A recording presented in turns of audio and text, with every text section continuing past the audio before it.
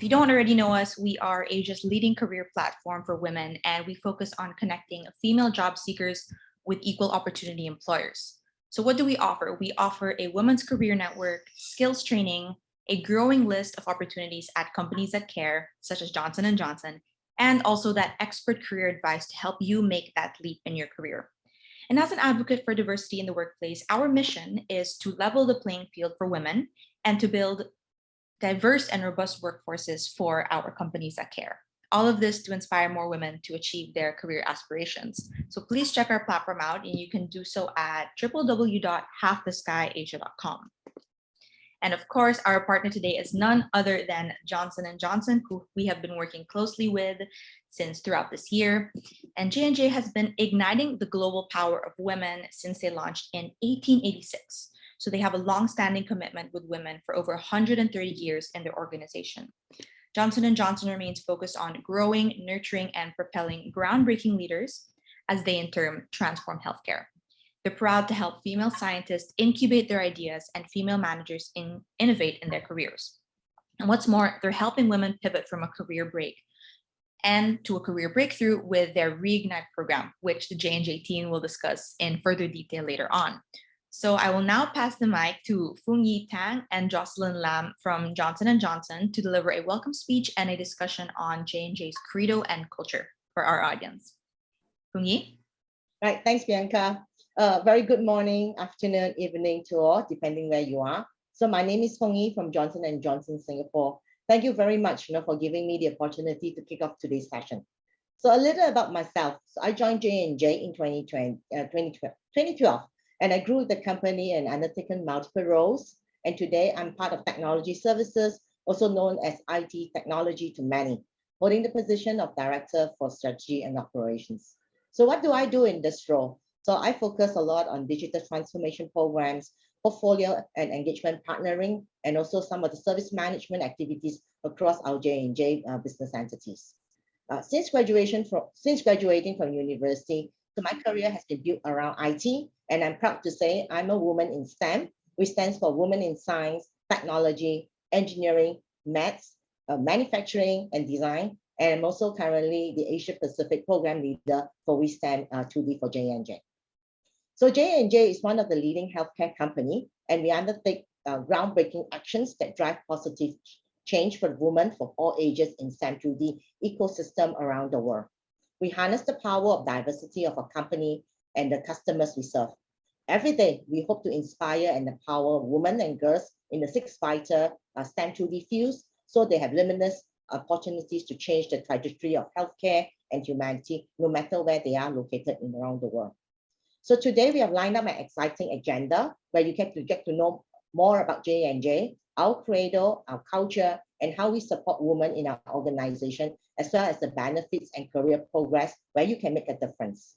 So we will have a fireside chat where my 3 inspiring colleagues will talk about how J&J can help women like yourself all over Asia Pacific to find their next career breakthrough. So we also introduce our J&J Reignite program, where we will target experienced professionals who has taken more than 2 years career break to welcome them back to the workforce. Since this program is a larger vision to create more diverse, equitable, and inclusive workforce by bringing together different perspectives and unique experiences that help J&J drive and innovate to serve our patients, our customers, and our communities. So before we end today, there will be an opportunity for you to ask any top of mind questions. So I do hope that you enjoy the rest of the session. I'm wishing you success in finding your next career breakthrough. So with this, I'll hand over the session to Jocelyn, our next speaker, to share more about our J&J credo and culture. So over to you, Jocelyn. Thank you, Fung Yi. Can you guys hear me well? Yes, perfect. Perfect. Good morning, everyone, and it's a pleasure to be with you this morning. I am the HR partner for technology in Asia Pacific, so would love to share with you this morning a bit about J&J and what anchors us, what drives us as a company, and what our culture feels like, so you get a sense. I have a couple of slides that I'll run through, but I really hope that you, through this sharing, through the people that you meet on this call, get a better sense of what it's like to work at J&J, because what better way than to actually meet real life people who represent the culture at J&J. So can I get the next slide, please? Oh, it's a bit fuzzy here, but this is an actual picture of our Credo, which this specific one, and there are multiple sort of Credo stones all around the world, is really the anchoring force of J&J. And this one's based in the US, but if you go to any J&J site, the first thing that you will see is a picture of our Credo written out. And when I say that this drives our company, it truly is the bedrock of what we do from a day-to-day perspective, the purpose of why we do some of the things that we do. And I think if you are part of any company, every company has values, mission statements, but J&J is really a company driven by its Credo. And how would you know that? You would know that because if you're within the company, the question always comes up, is this a Credo-based decision? Is this a Credo leadership principle?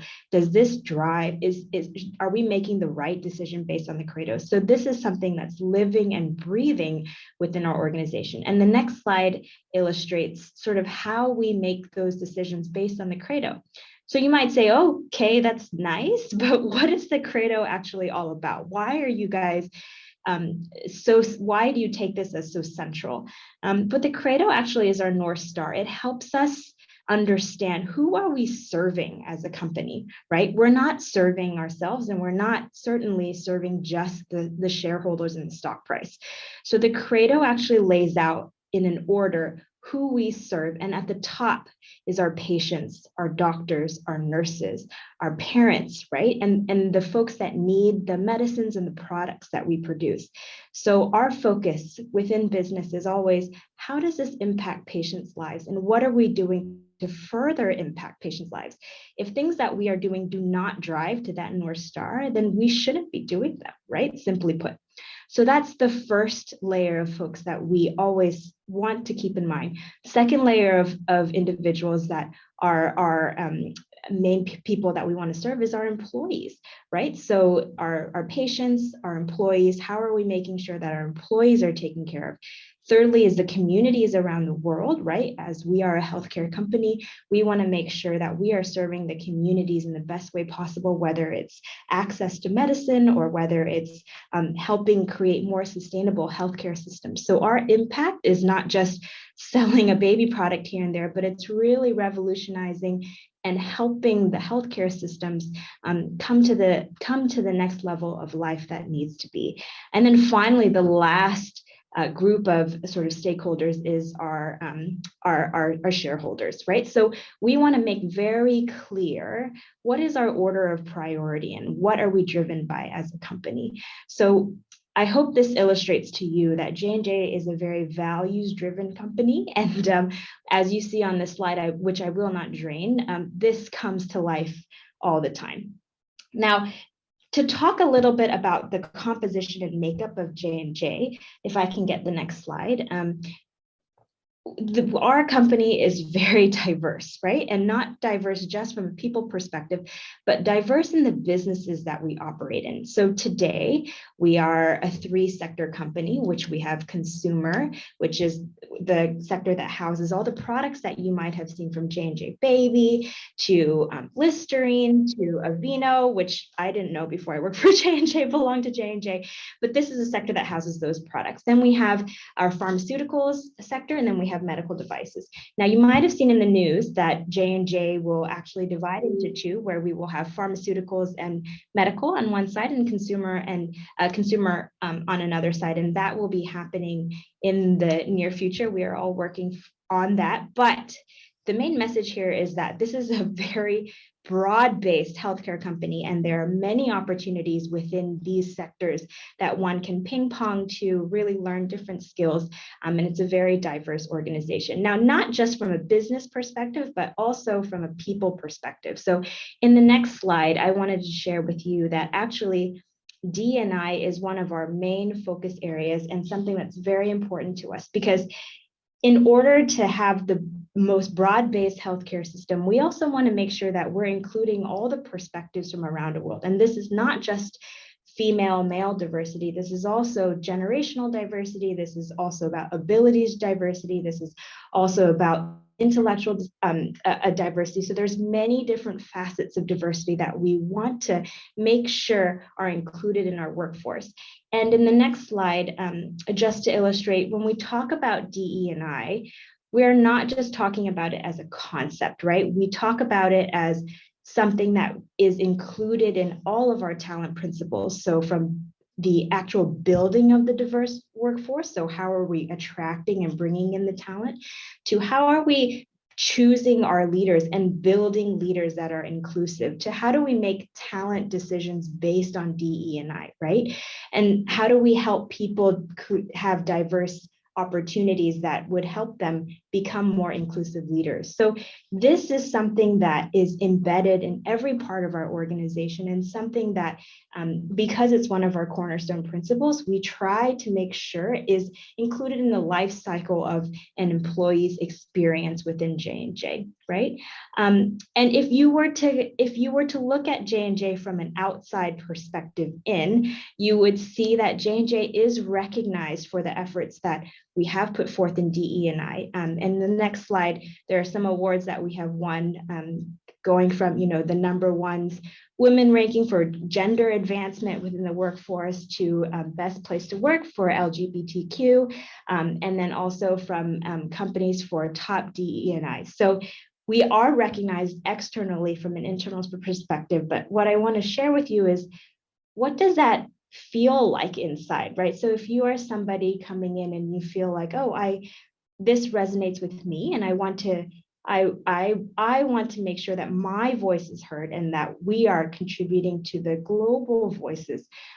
What that looks like internally is on the next slide. We have many different resource groups that one would be able to join. So just in Asia Pacific, we have resource groups that cover women in leadership. We have the one that Fung-Yi mentioned, which is WeSTEM, right, which is specific women in science and technology. And then we also have Open and Out, which is the LGBTQ focus group.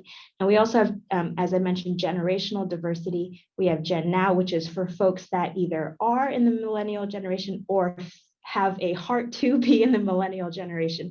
They would fit under this group. And we also have, as I said, ability diversity, which falls under our mental health diplomats, where we're making sure that we're covering people from all across the spectrum and making sure that our voices are heard. So these are volunteer-led groups that people come together to identify around a voice, right? And the voice make sure that there are educational activities, engagement activities around the board to make sure that, yeah, we are true to our word in that we are getting voices from all different parts of the organization and not just from a leadership perspective.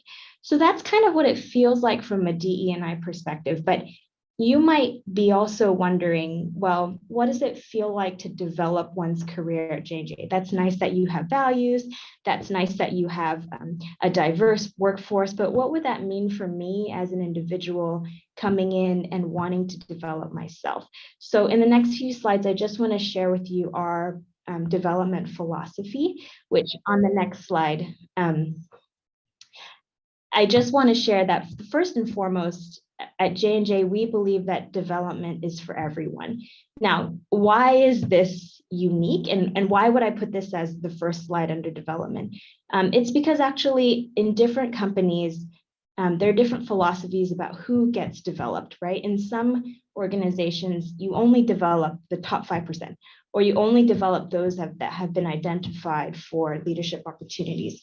But at J&J, we believe that everyone across the board is suited for development. And regardless of where you are in the career journey, whether you are just coming in from college or university, or just coming in as an intern, all the way to, oh, I've been in this organization for 25 years, everyone is suited for development. I actually heard our general counsel speak this week, and there was a question for him, like, what's on your development map for this year? And people were asking him, what are you doing this year to further your development? And he had to share, right? Because we believe even if you're at the top, development really is for everyone. Now, what does that mean? It means that it's a personal journey, right? And if you think about the many opportunities that are offered at J&J, because we're such a broad-based company, you can really create any path that you want. However, the ball is in your court as an employee. So you have resources at your disposal. You have a manager, you have mentors, you have people around you to help point you and shape the journey that you would like to take. But it's really a personal journey, because you might want to do something totally different, and we don't chart it out for you, right? So if you start as a developer, you have to continue as a developer. No, you can do many different things across different organizations, and it's a shared responsibility between manager and employee, but initiated by the employee. And I just wanted to share one other thing. If we can go to the next slide. I wanted to share sort of this, which is how we think about development, right? Because also different companies think about development in different ways. When we talk about development, we don't talk about it just in the form of education, right? We're not just going to send you for a course. What we talk about development is three-pronged and equally weighted in terms of the 3 E's, which we say are experience, exposure, and education. And not one is weighted greater than the other, meaning that we think that it's equally important that, yes, you are receiving sort of formal and informal education, and that could be skill building workshops, that could be leadership trainings, that could be, MOOCs online, and we certainly have resources for people to take that relevant to their job role.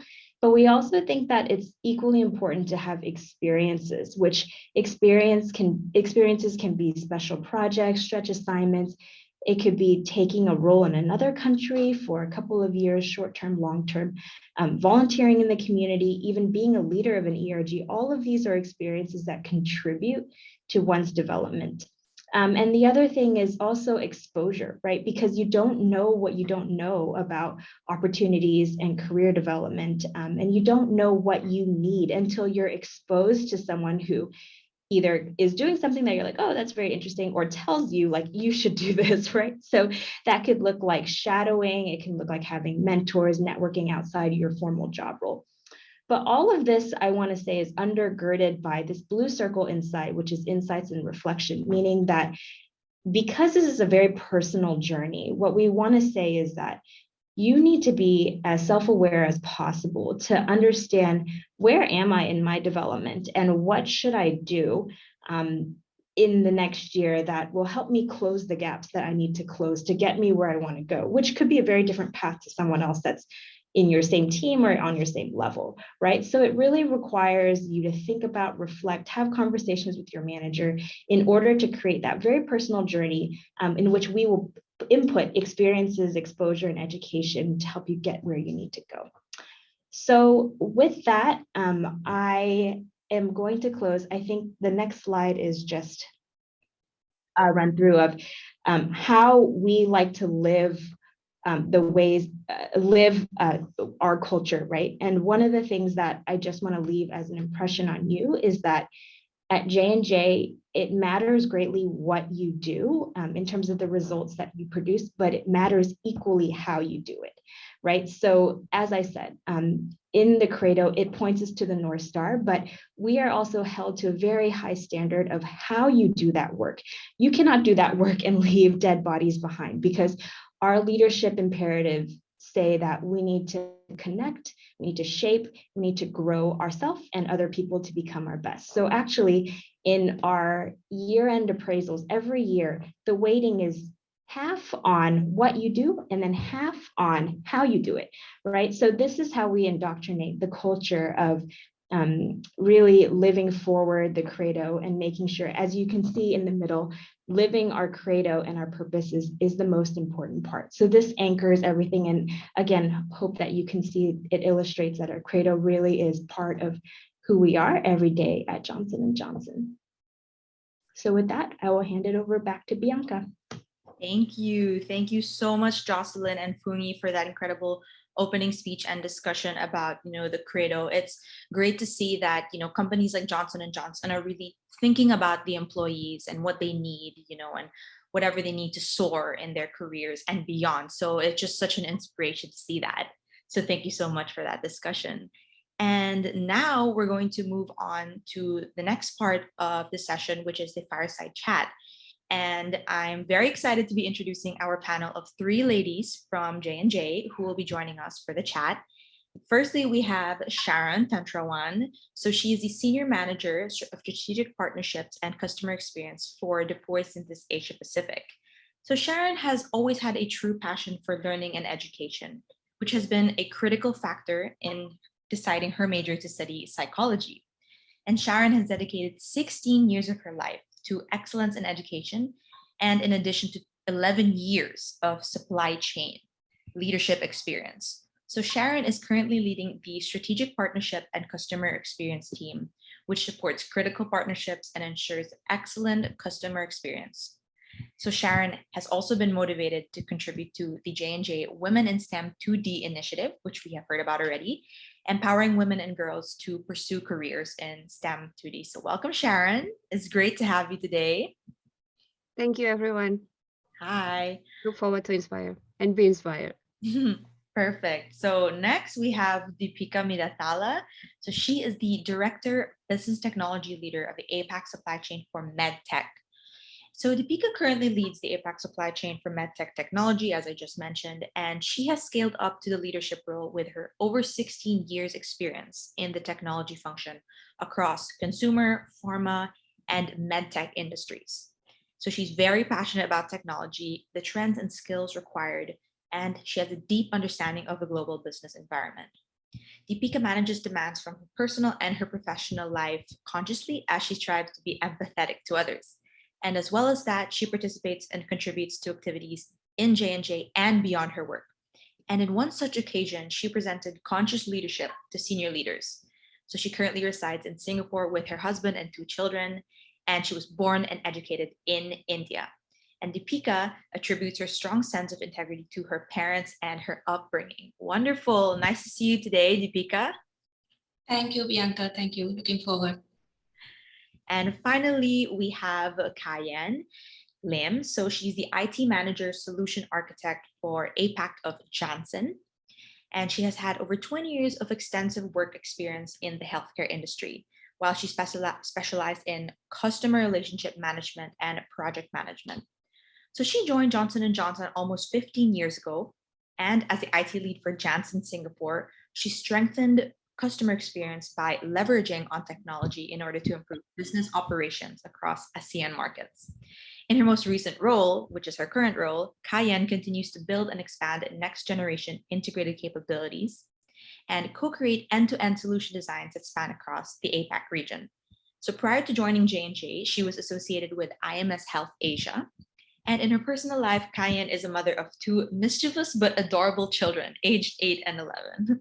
Hi, Cayenne. Nice to have you today. Hello, I'm excited to be here. Awesome. So what a great panel. I'm super excited for today's Fireside Chat, and I'm just going to quickly over 4 parts that we're going to have. So the first part is introduction and navigating into the topic. And then we will move on to advice from our working mothers. And then part 3 will be finding your career breakthrough in the healthcare industry. And finally, to close off, we will learn about how J&J are creating opportunities for women from our 3 panelists. So, how are you today, panelists? Great, excited and looking forward for the chat. Yeah, that's awesome. So we are very excited, of course, as I mentioned, to be joined by a fantastic panel today. Myself and the audience, I'm 100% sure we would love to get to know you more, aside from, the introduction I've shared. So please tell us about yourselves and your journey at J&J. Deepika? Yeah, sure. Hope you can hear me well, right? Yeah, perfect. Yeah. Good morning, everyone, and thank you, Bianca. I'm really excited to be part of this event and share my view. I would like to thank firstly J&J and HTS for all the great work you are doing in the diversity, inclusion, and equity space. Thank you for introducing me. Again, my name is Deepika. Just a little fun fact I would like to share is I was born on the day of the Festival of Lights called Deepavali. So my parents decided to name me Deepika. So that means little light. I come from a very humble background, a middle-class family from India. However, that did not deter me to make progress in my life. As it says, a 1,000-mile journey starts with a single step. My first step started when I was in my 7th grade, where my exposure to computers came. Since then, I knew I definitely wanted to pursue it. I completed my graduation in computer science and technology engineering. And my journey from then to now is fascinating with many experiences. As Bianca introduced, I'm the director now for MedTech, Asia Pacific Supply Chain Technology. And I should say that I owe everything, my success to J&J. It has been 15 amazing years that I am associated with J&J. And when I first started with J&J, I was hired to work as a business analytics consultant. When Jocelyn was, sharing the story of Johnson & Johnson, I think I'm a perfect example of what she was talking actually. I expressed my keen interest in supply chain and technology, and that led me to take up varying roles. I worked on extremely exciting projects to implement various technologies to enable the supply chain business. I've worked across sectors like consumer, I worked in consumer supply chain, pharma, deliver logistics, and now I'm in medtech. Across all the functions of supply chain like planning, source, master data, deliver, worked in regional and global positions based out of Singapore. So just imagine that wide exposure is only possible in J&J. And I would say that I'm very fortunate in my career to have this opportunity to get these skills and exposure that I would never have imagined as I started my career, right? It's not just about that. It's about the people in J&J, right? I mean, we have wonderful leaders and wonderful people in J&J. And that definitely gave me an appetite for general management and leadership, which is amazing to learn and experience. In all, I can say that I have been able to build my career through strong grasp of business. So being in the J&J, being in J&J, that is the advantage. You get to learn the business and depth of business. Being in technology, obviously, I am up to date with the latest technologies. And not just that, but being able to apply the technologies to solve the business realities and the challenges, right? And also build my leadership capabilities and conviction to lead and grow the talent. So this combination, I would say that you would never get in any other organization. So thanks to J&J. Fantastic, fantastic. Sharon? Hi, good morning, everyone. My name is Sharon and I'm based in Singapore. So I'm with the J&J MedTech Asia Pacific Education team, and I focus really on the orthopedic training. So this is for surgeons across the globe through our DePuy Synthes portfolios. And I think I've been working with many of functions within our organizations in the past years. And truly the highlight is the hybrid educations that we reimagine together during at times of a pandemic. So this is again running a lot of breakthrough within our regions, and we scale it up, right? So how do we still deliver educations? How do we still maintain the quality of educations at the times of pandemics? Never been easy, but technology, that's one thing that we all truly grateful at this point of time, the speed and the outreach. So I think I look forward for today's call. I look forward also to be inspired and to grow within the team. And again, right, to learn what's best. If I share a little bit about myself, how would I be inspired with wisdom, right? Then, yeah, during my time, I have no clue what is wisdom, right? But looking back into time, my first inspirations was my mother. So I remember as a little girl growing up, you become curious, right? Makeups, dressing up, shoes. I love stilettos. So those who knows me in the office, right? I always wear stilettos because why? It keeps me back on the ground. So on the ground means that gives me perspective. When I wear my first stilettos, of course, this was when I was 5 or 6, but I remember the comment from my mother is that, how's the view up there? That sparks something, right? How's the view up there? So that means you can be someone else. You can reach your dream, but you can also be the gel in everything. So yeah, my advice to everyone, and I so look forward for today's call, is wear your stilettos. Of course, working from home, no stilettos today, but look forward to. Thank you. Thank you so much, Sharon. Cayenne? Hello, everyone. Good morning. I'm Cayenne. So thanks for this opportunity. I'm very excited to be here together with J&J and Half the Sky to share with you my career and experiences.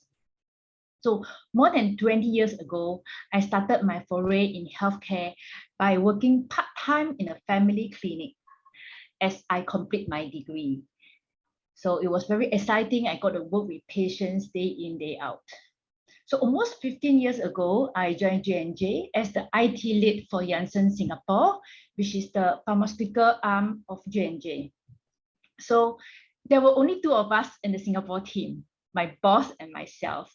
And imagine in that point of time, we had to handle A to Z for anything that sounds and feels like IT, even though it's not really our job. Anything that has like electricity, looks and feels, they look for us. So that more than a decade has passed. In my latest role as solutions architect, I get to expand next generation integrated capabilities by co-creating end-to-end solution designs that spans across the Asia Pacific region.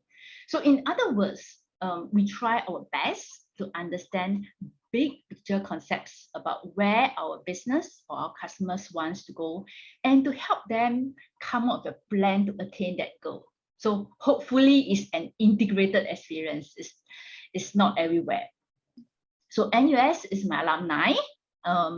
Besides having attained a Bachelor of Computing and Information Systems with a minor in Technopreneurship, I regularly go back to take up courses under executive education, which is in ISS, which is Coin Institute of System Science, as part of continuous learning. So as on a personal front, I'm married to Jack, an educator whom I met in university and during the computing course, and is the mother of two. Yeah, super mischievous, but super adorable. And in my free time, I do enjoy music, hiking, and exploration. And to me, it is very important for me to take care of myself and my self-care. Thank you. Absolutely. Thank you so much, Cayenne, and the rest of our panelists. I really love to get to know you. So today's session is all about how J&J can help women all over APAC and the world to find their career breakthrough, as we call it. And of course, we're so lucky to be learning from you about the organization, what opportunities and initiatives you offer to women, and most especially being industry leaders, you can give us all the gems of knowledge. So they say a career breakthrough is like crossing a new scientific barrier. It's something that everyone can and will have at one point in their careers, whether it's by a promotion or a project or a new opportunity at work. So Sharon, can you tell us about the moment that you realized you had your career breakthrough? Thanks, Bianca. Again, this is one question that always bring back a lot of great memories. So I first realized when I had the career breakthrough, it was my first week with J&J MedTech. So this was a long time ago, right? And let me give you the big picture. I graduated in psychology. And before I joined J&J MedTech, I was working for a giant telecommunications MNCs that you can name in Asia Pacific, globally, as well as headquartered in Singapore. So I was building my portfolio very strong in learning and development for the internal staff. So focusing on internal training, consultations, and so on and so on. But when I joined J&J MedTech, right? So I have no clue, I have no idea that the company is also providing educations for external. So I was truly blown away because this is again educations for healthcare professionals. So this means I have the opportunity to contribute to the healthcare ecosystem.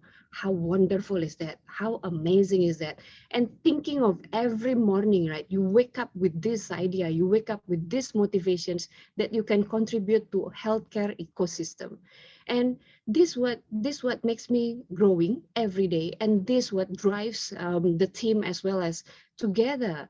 So at the beginning of the pandemic, together again, we are given the opportunity to reimagine, to transform the way we deliver educations. So this is again, we utilize the purposeful technology. we utilize science as well. The most important thing is we utilize people for what matters, our patients. So that's a little bit of story, Bianca. I still get chills when I tell stories about this, right? Yeah. Thank you, Sharon. Deepika? Oh, you're on mute. Sorry, can you hear me now? Yes. Perfect. Yeah, I was saying that I too can connect with what Sharon was sharing. For me as well, I mean, I would say that I had multiple breakthroughs in my journey. Landing on my first job is a career breakthrough. It gave me the confidence, right, and the financial independence. And joining J&J, of course, it has been a huge career breakthrough. It gave me a clarity to create a successful life and the career I want. As she said, when I joined J&J, I never knew that J&J has such a huge technology department, right? And we do so much in the technology space as well. And it's fascinating that I have been in J&J for 15 years. So imagine the purpose that I realized being in J&J. I was a new mom at the time when I joined J&J, and I think it was the best thing that happened for me to be able to balance both the worlds. And not just that, but every time, as I said, right, I have had the opportunity to take on multiple roles in my journey in J&J, and every time I accepted a new role, which is outside my comfort zone, is a career breakthrough. To me, there is no right or wrong path. I believe that whatever path I chose, I made it right and uncovered new experiences.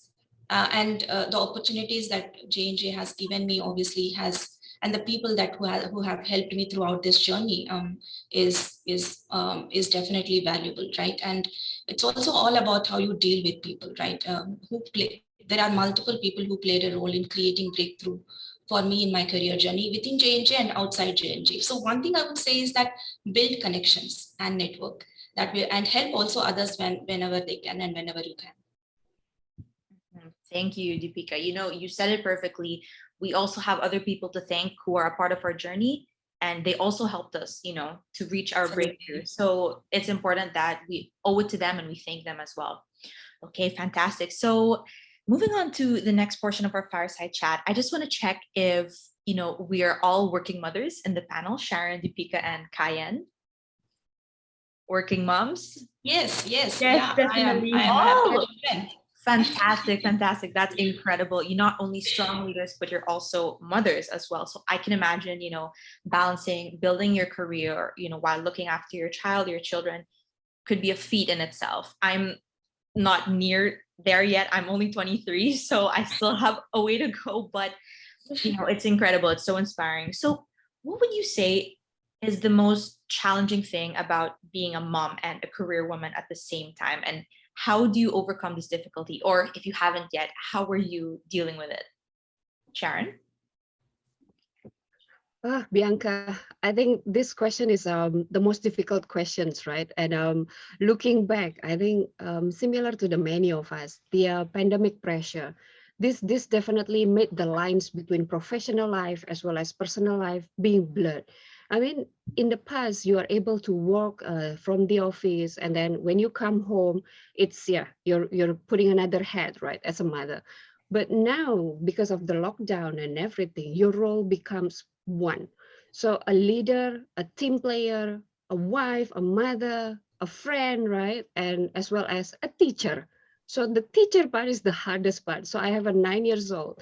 Getting him to sit down, just focus on what's the content is impossible. 5 minutes, toilet break, he's on YouTube, he's on Google. So it's tough part, yeah. So I feel like the morning becomes really earlier. I mean, I have to wake up a lot earlier, right? I need to learn, I need to prepare for the subjects for the day and prepare games here and there. And the nights become longer. Why? The calls. So the good thing with our organization is that we get the flexibility. And among others, the organizations put working mothers on top of everything during the pandemic. So they are fully flexible, running a calls, let's say after 7, after dinner, just to finish up our portions. I think this is one thing that we are truly grateful. But I believe with the many of you, Deepika as well as Cayenne, it was tough for me. I feel physically and mentally tired and drained. But it didn't take long, right? Yeah, my husband and I, we talk a lot. My mentor, my supervisor, my peers, we talked. And I utilized the experience to reinforce the importance of a self-care, self-awareness, as well as self-connections. So this is again the moment when you have cultivated, right, a new found empathy as well as compassion for yourself, because you pity yourself. What else can we do during that point? But this has encouraged me to really turn the chair outwards.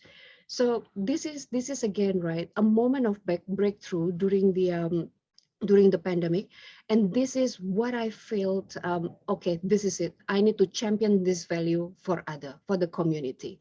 So this is again what has motivated me to go and keep on stronger in terms of the wisdom study initiative within J&J, empowering women, empowering girls, and then also with the future of work, because I'm also leading the future of work in Singapore, and truly grateful that I have experienced this myself. So I experienced the sentiments, the frustrations, as well as the joy of working from home, the joy of working remotely. And today, truly proud and again, thankful to all of the superwomen within our organizations that helped me breaking all these barriers. So hopefully that's helpful, Bianca and Yes, Tim. of course. Of course. Thank you so much, Sharon. Deepika? Yeah, again, challenges, when we talk about challenges, challenges are part of everybody's life, right? Honestly speaking, who doesn't have challenges? But what is important is to know how to handle them, right? And that said, being a mother is a huge responsibility. It's about like manufacturing your next generation, right? You have such a huge accountability on your shoulders. And as a kid, if I just go down my memory lane, I cannot imagine my life without my mother being around. After I come back from school, I must see my mother at home, you know? So that's how my image has been growing up.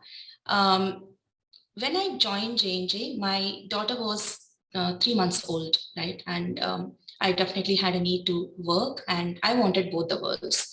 And it's not easy every single day to juggle between these two as a new mother and as a new as a person who is new at work was extremely difficult at that point in time. But I made a decision. I wanted to make sure that my child had a safe and healthy environment, especially in her initial years. And I also wanted to work. So I decided to keep my child with my mother in India for a while, as I didn't have anyone in Singapore, my extended family or anyone else here to support. I didn't have any support system. At that point in time, actually, a lot of people judged me, like, how can you do that? She's so young. How can you send her, away from you? But I think, remember, like, you get to decide what works best for your life. It's not anyone's business to make judgments on your life choices so long as you know that your child is safe and growing in the right environment. It doesn't matter whether it's a biological mother or not. Having the right support system and knowing how to deal with it, and there is a solution for everything, right?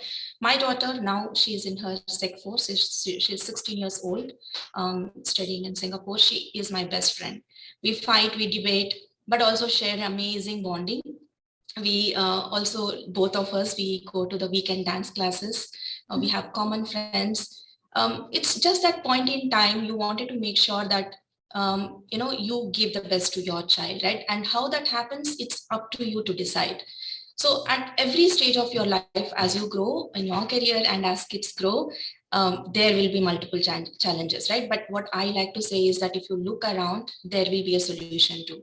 So just keep up the strength and power in you. And I would also just definitely would like to say that it's not just about me, my husband, it's not just me who did the trade-offs. Even he did a lot of sacrifices and trade-offs. And without the support of my spouse, I don't think I would have grown in my career, did so much of travel, took every opportunity that came along my way.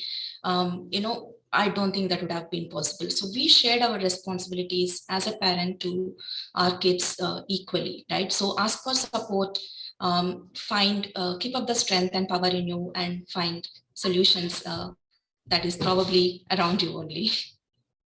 Absolutely. Well said, Deepika. Cayenne? Yes, the most challenging thing, same as Sharon, is about balancing between the needs of the kids and the work, especially when working from home. So, and I believe some of us may also have this guilt, this feeling is the guilty for prioritizing work over them, especially when we are at home.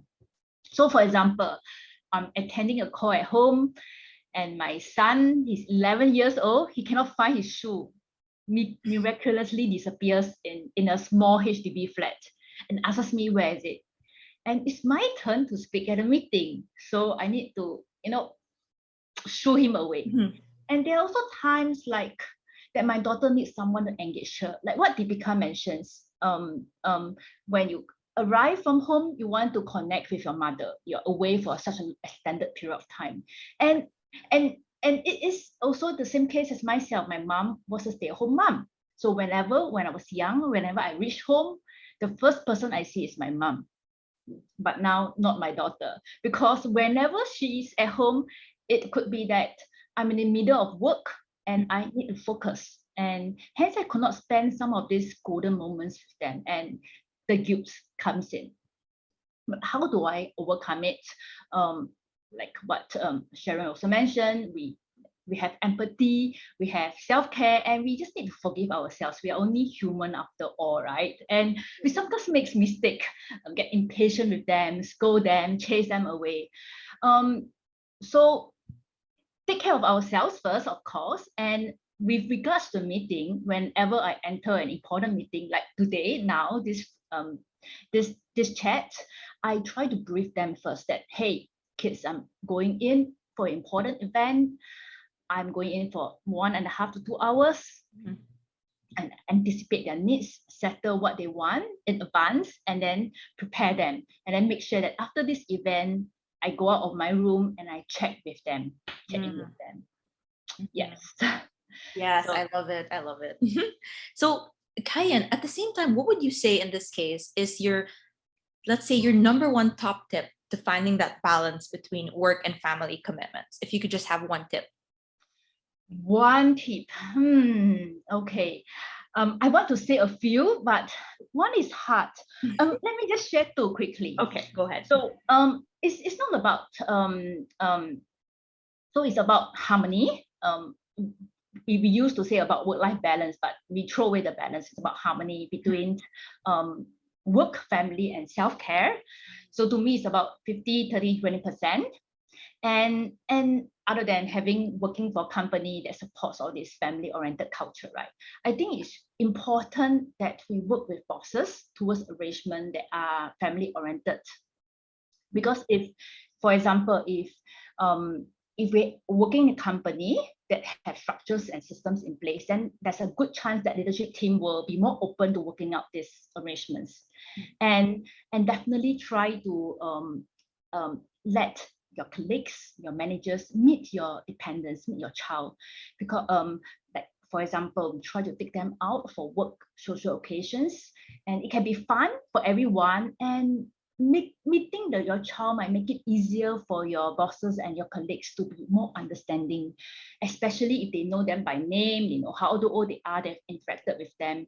And if we have to take urgent childcare leave because your child is sick, so yeah, we are all more understanding because we know them personally. Yes, that would be my top tip, even though I want to share a lot. Yes. Yeah, it's just in the interest of time. If you could just pick your top tip, to share with everyone. Thank you so much, Cayenne. What about Deepika? See, actually, my son is hanging around me. You know, he actually listens to every conversation. It's June holidays, school holidays, so they are at home now. He will be hanging around me. He knows all the colleagues by name, you know, what I talk, what I do, literally everything, you know. So I mean, see, I mean, one thing I practically probably did is that I trained my children to be independent from an early age, right? So when I say that, you know, it's not just about how do they do their own cleaning, getting ready to school. My daughter, she used to get ready to school on her own from primary to primary one, almost towards the end of primary one, you know, but also be independent to go out.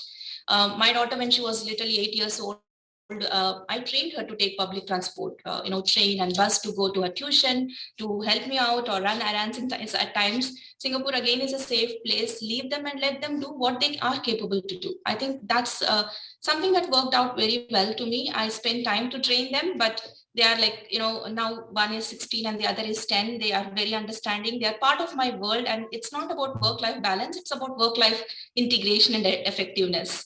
You need to bring them all together into one family, not like try to separate them. Yeah, that's the only thing I would say. Of course. Thank you. Thank you. And Sharon?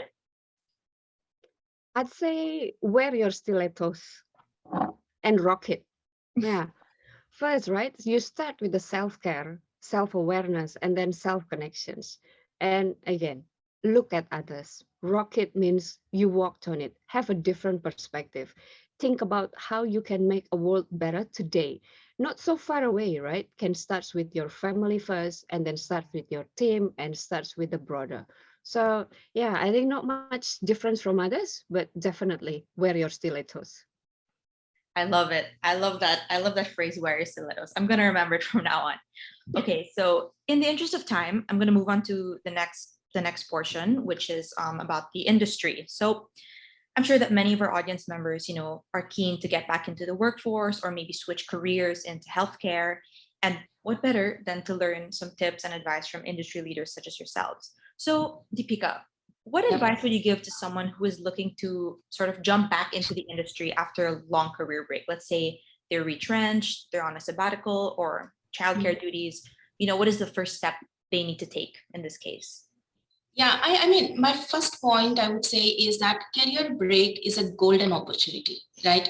I would advise everyone to look at it positively, because during this break, you might have gained experiences traveling, right? Knowing new things, reading new books, making new network, taking care of your child or an elder, the leadership capability, the tolerance, right? Every experience teaches might have taught you something that would not have been possible if you did not take that break, right?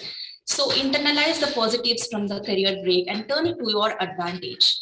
So I would say that be ready to tell your story. Tell everyone a compelling story and let them also know what your interests are in returning to work, and be open to try on new things. And one more thing that I would like to emphasize really is that be patient and have as many conversations as possible. And rest assured, I'm sure, you know, a handful of them will work out for you. Right. So I think recently last week, actually, one of my very, very, very old friend actually called me and said that, oh, she got recently retrenched and she has been at home for 1 year.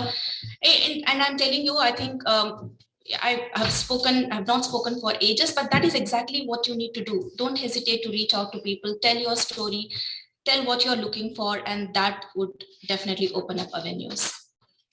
Awesome. Awesome. Cayenne? Yes, review your wardrobe first. You know, same as many of us who go back to work after being at home. So after a while, you might find stains. Your clothes may have grown mold, or your clothes miraculously shrink. Okay, just kidding. But of course we need to do that. But what is more important is that the mindset. I think mental prep is super important. Even when I had my 4 months of leave after giving birth, is especially as you have an extended period of time and the human being gets adjusted very fast, and then we have to mentally prepare. It may be tiring, but we have to prepare that that we may not know everything now. Things have changed, moved. So we have to be very comfortable with not knowing. Don't be shy about it. Just, it's okay. We don't know, but we get ready to learn and catch up. Yes. So for me, it's really the mindset. The mindset is super important. Getting ready to going back. Absolutely. You said it perfectly. Sometimes we forget about our mindset. We're already thinking negatively. We should be open to learning and realize that we don't have all the answers. Okay, so moving on now. So I have a question for Sharon, right? So we do have some career switchers as well in our audience who are keen to find out what steps they need to take in order to make it to a company like Johnson & Johnson and have their own career breakthrough, perhaps. So Sharon, would you say there is a prerequisite in order to apply for any position in the healthcare industry? Or to what extent can a potential candidate sort of rely on their background and their past experience? Absolutely great questions, Bianca, over there. In J&J, we are truly committed with to achieve health for humanity. So for this, we need people, a lot of people. So we need diversity of talents, backgrounds, mindsets. This is again what we need to reimagine, again, health for humanity beyond what next. So we always think about 2 steps or 3 steps ahead of us, right? And this can only be achieved with diversity. So we need researchers, financiers, scientists. I see data analytics at the pools today, supply chainers, right? And then digital experts, technology experts. Let's not forget about communications, writers. What about human resources, the driving force? What about facility managers and everyone in between? So we need a combined force again to improve lives. And I think earlier we shared about how we achieve things within J&J. And what matters is that how we are going to achieve the what. So together we shape, we connect, and we grow. And also together we ignite the possibilities. So these are the values that we can share. There's no limitations. Sky is the limit. Some says it's no longer the limit. We send a car to the moon at this point of time. So let's expand. Let's think about beyond what's next together. Fantastic. And you just said sky is not the limit anymore. And that's true. We never know what we're capable of. So in the interest of time, since we are going to move on to our next section after this, I'm going to ask one more final question to all of you panelists. So I'll start with Sharon. And what do you love the most about Johnson & Johnson's initiatives to engage and elevate women within the organization? Absolutely, it's today's sessions. No questions. We stand today. Yeah, and this is again what always been my passions. And I have also a side conversations with Fong Yi, right? How we can drive back, how we can get the momentum back, because pre-pandemic we are able to see face to face. So in the medical device, then now in medtech, we came to schools, not only me, but alongside 50 volunteers, bringing along a lot of cards about medical devices, medtech, simulations, virtual technology, bone models, so we get the students to play along. And this is not just 1, 2, but 300 students at one time. Imagine the impact, right? Because I didn't have such an experience when I was at a young age. I grew up in Jakarta, in Indonesia, and this is again a country whereby female, me being on a minority racial, it's not getting the attentions. So if we can do this more, start in Singapore, look at your neighborhood, how can, imagine the impact that we can have, that we can gain in the next 10 to 15 years. So Fong Yi, look forward for future collaborations. Hey, definitely, Sharon. Perfect. And Cayenne? Yes, something that J&J is not really only for working mothers, but for working parents. Before COVID, right, we have our annual J&J Kids at Work Day, where all employees are encouraged to bring our kids to work for one day. So it stopped because of COVID. So I hope that we will continue. Fong Yi, you can maybe ask them. So if during this day, we have planned activities for them, and of course, not forgetting the food and drinks. And they have so much fun that we often joke that our children might really believe their mom and their dad goes to work just to eat and play. because they just have so much fun. But to me, what is really important about these activities is that they allow us to see us as more than just an employee of the company. We are also human, we are also parents, we have other roles to play. 100%. And we get impatient and we get angry at our kids. See, so, and as we have more and more such of team events, whether it be a big scale J&J or it can be own internal sector or team, we bond better, we build more better relationships. Okay, and this push for us to understand our teammates and have fun became so ingrained in our team that we even organize our own. So just to share with you one fun thing, the whole team, Yansen, JJT, Asia Pac, we took a 1-day leave, official leave, and we went durian hunting in Malaysia. And we left our big boss behind. Feng Yi will remember because he was in our team that time. Yeah, I will remember it for a long, long time. Yes. Wow, that sounds really fun, actually. It's not just about work, but also, how you can give your employees and each other like that mental break and, time with each other to get to know each other and sort of build relationships. I love that. Deepika? Yeah, I think I'm totally in line with what Sharon and Credo was talking about. But fundamentally, I think whatever J&J does, what is very important is to be empathetic to people, right? So organizations should be empathetic to people, especially working mothers. And that is fundamentally ingrained in J&J. And because of that only, we have all these initiatives, right? I mean, there are voluntary groups, who actually lead these initiatives, and hats off to all of them. That's all I can say. Fantastic. Thank you so much, Pika. So I'm now going to go to the next round for this event. So thank you, panelists. What a great discussion we have. So many gems of knowledge to carry forward. And of course, learning about your lives, also in motherhood. It's very, very inspiring. So I would now like to introduce Denise Tay, who's going to take us through J&J's Reignite program, and Eileen Ma, who will share with us career opportunities in J&J. Denise? Hello, hi. Thank you to the panelists. It was very inspiring to hear all of them. I myself is a working mother of 5 years old. I know the challenge of working at home and having her come to me in the middle of the meeting. She's in school today, so it's lucky in a way. So I'm going to talk a bit about the Reignite program. I think you've heard from Jocelyn about our Credo. You've heard from the panelists of how they've managed to work through with J&J. And I think we're very happy to share to you that J&J have this program called Reignite. So what is actually Reignite? Next slide, please. So we actually want to unlock the hidden talent, and we want to help, probably it's a returnship program. Maybe a next slide. Yep. Yeah, so it is a returnship. So we want to hire people with experienced professional of 2 years plus. You've taken a break, potentially due to being a working mom or certain things. And at the end, we want to be able to, as what Sharon said, have diversity in our team.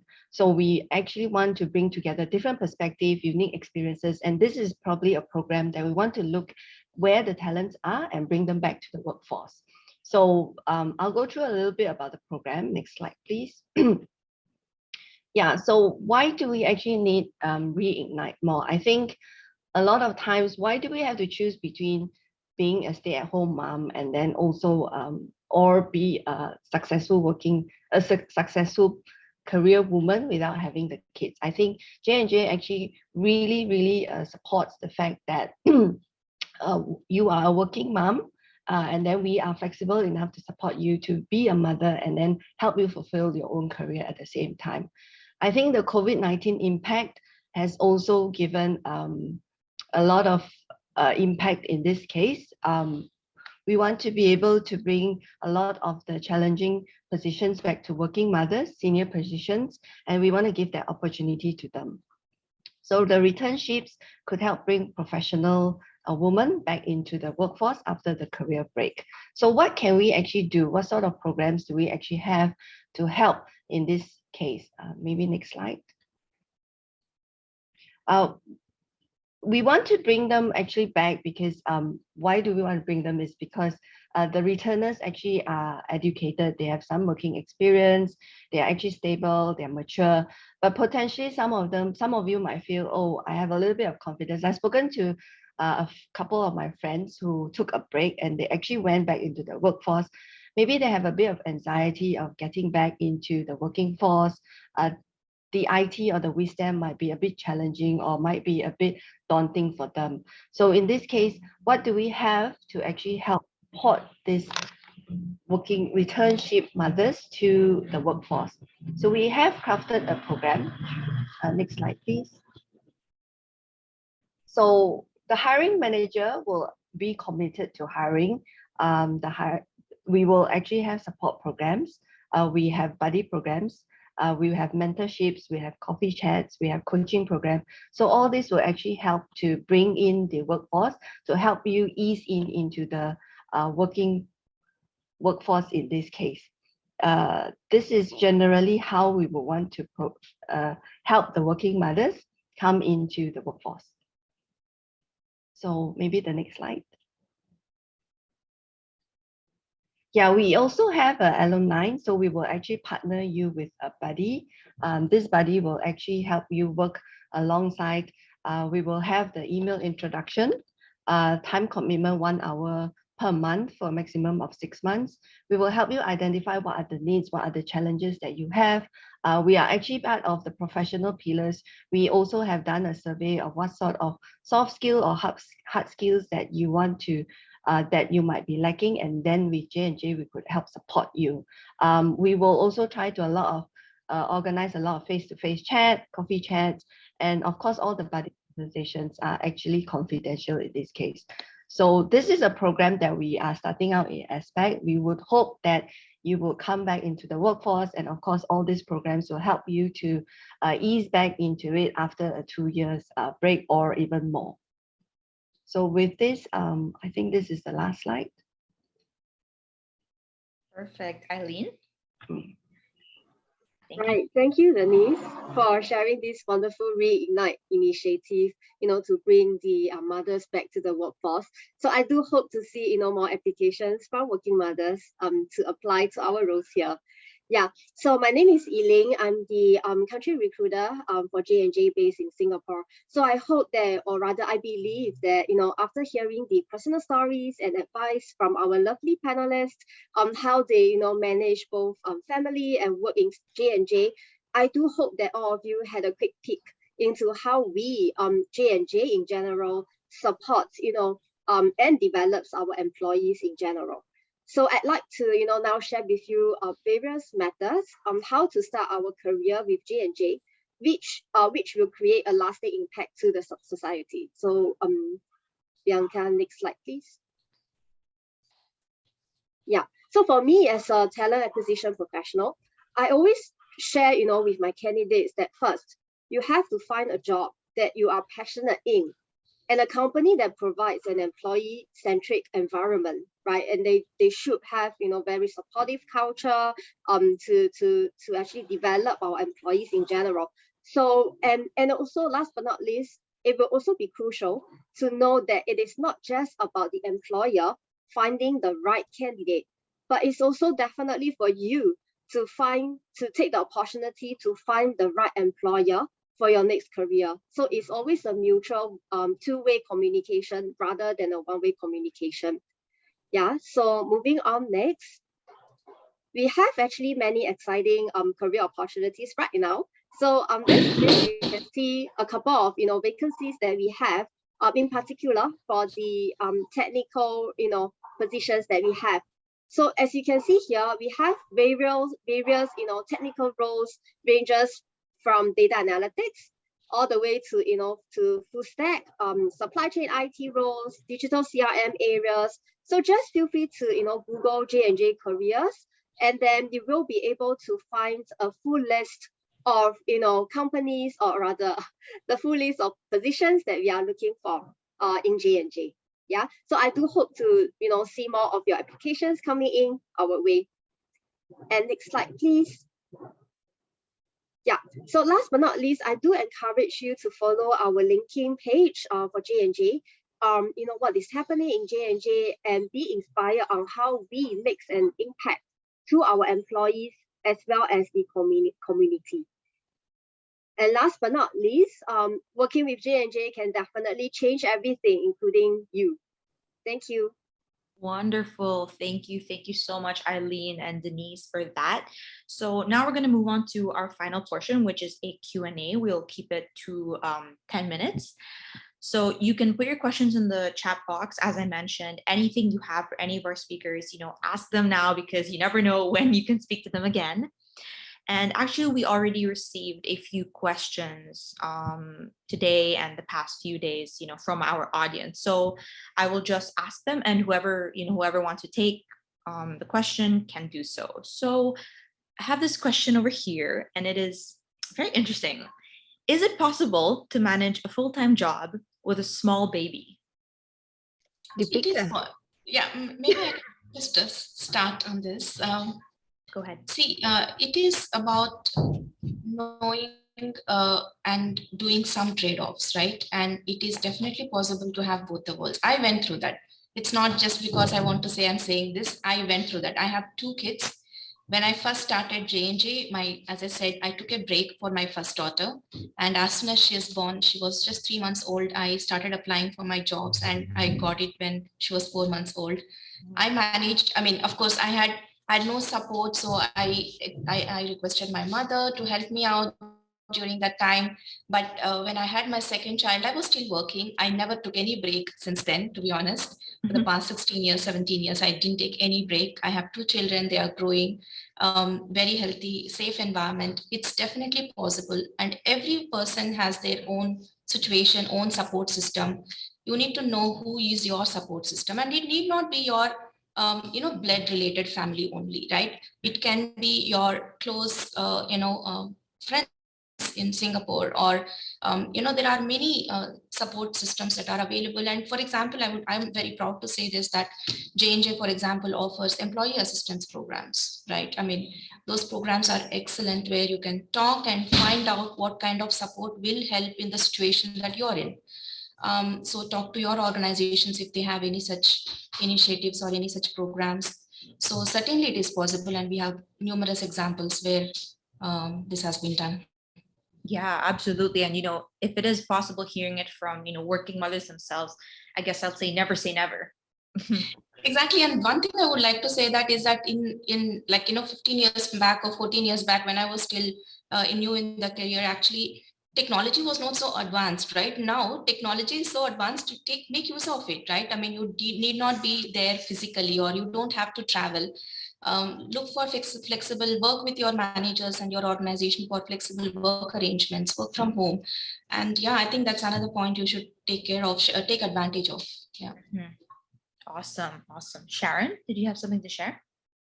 Yeah, maybe a little bit. When I had my son, he came in a little bit early. So C-sections.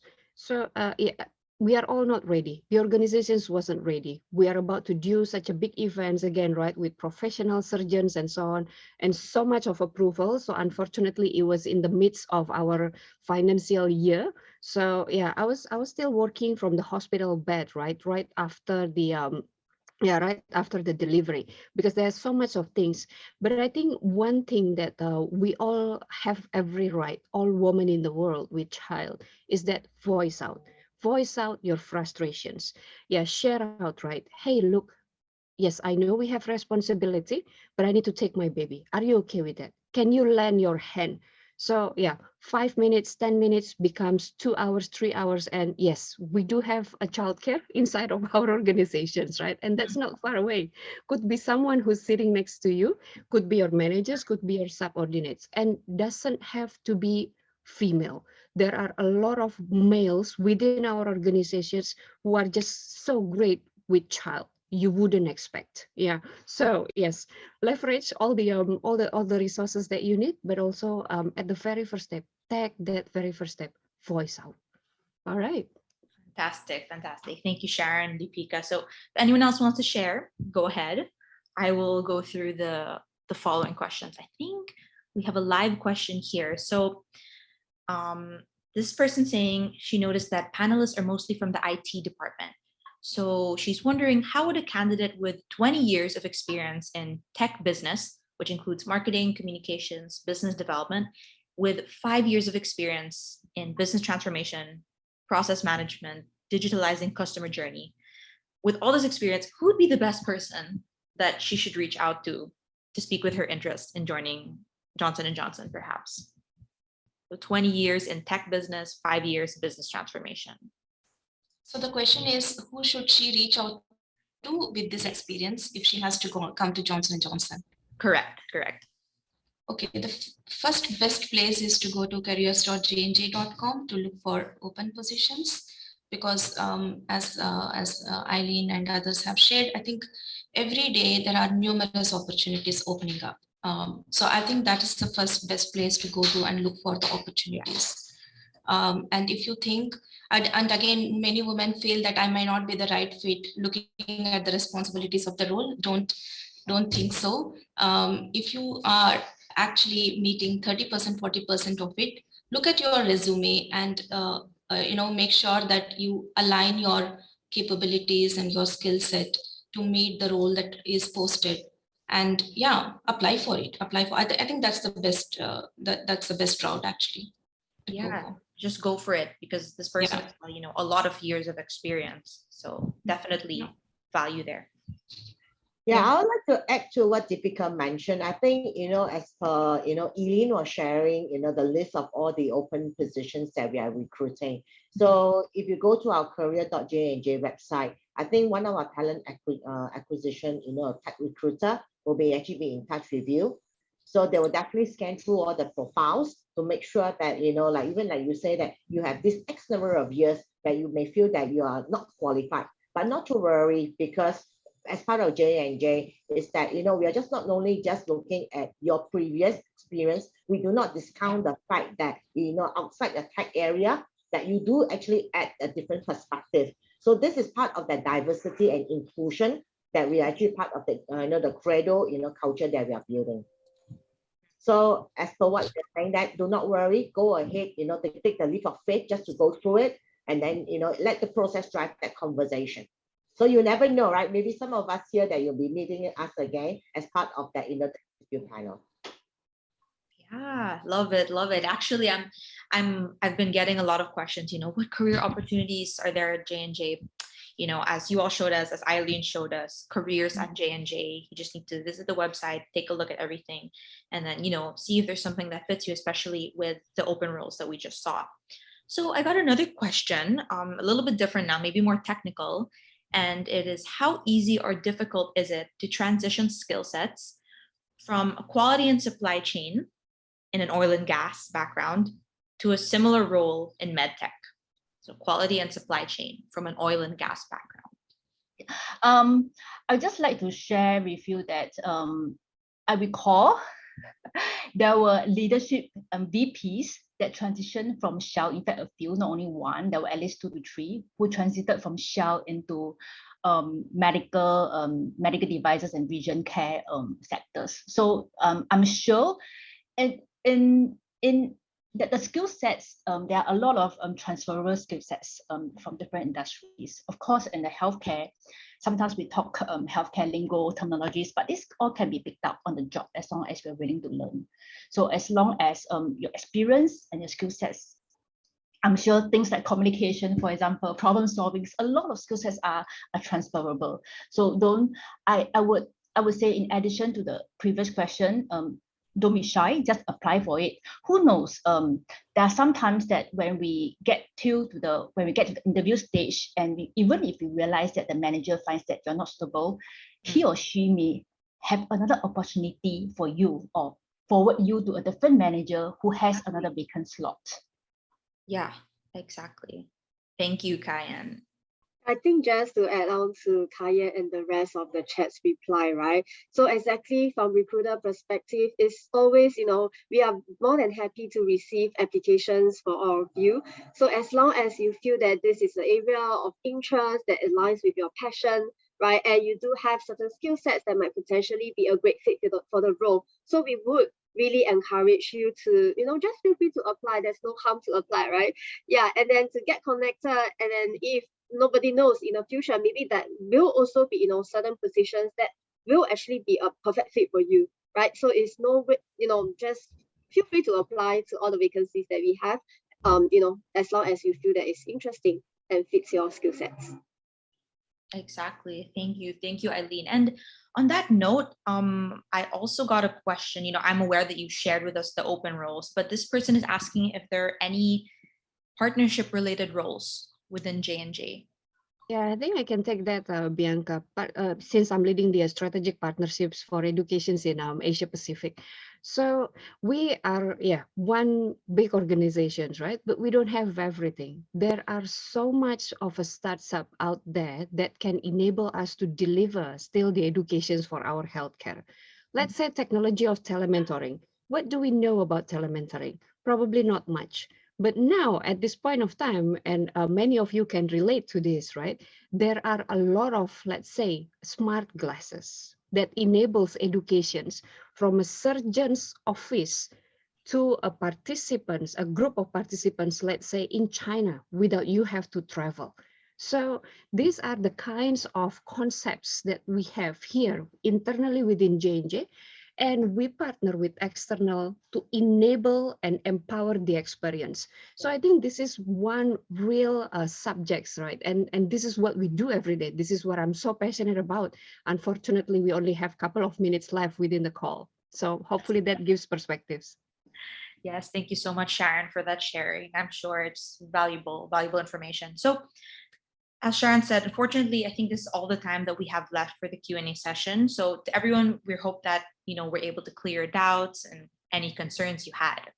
So finally, for Half the Sky, don't forget that our diversity employers on our platform, such as J&J and many others, are still hiring and are still continuing to thrive within their organizations.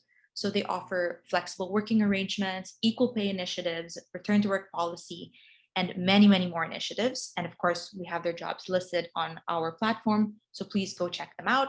We also have many resources to share with you on our platform. So if you sign up on halftheskyasia.com, it's completely free. You will be receiving exclusive event invites like this one, job alerts, thought leadership content, and more resources. So again, it's completely free, and we do have a surprise coming for everyone in the next month. So stay tuned regarding our platform. And of course, we will be having more events next month and the coming months. You just have to keep your eye out on our events page, and then you can sign up directly from there.